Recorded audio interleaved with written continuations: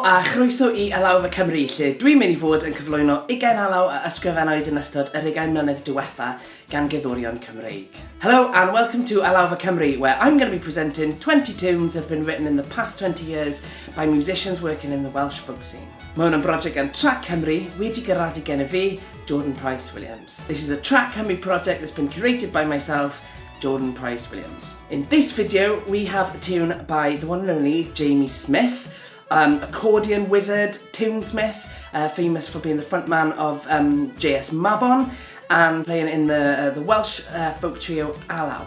Jamie is an absolute demon on the accordion and also writing tunes, and if you haven't got a copy of his tune book, you should go and get yourself a copy of that because it's full of just absolute incredible tunes. One of which I'm going to be playing today, which is called I Thought I Saw a Hummingbird, but I presume he didn't. Felly dyna ni, I Thought I Saw a Hummingbird gan Jamie Smith.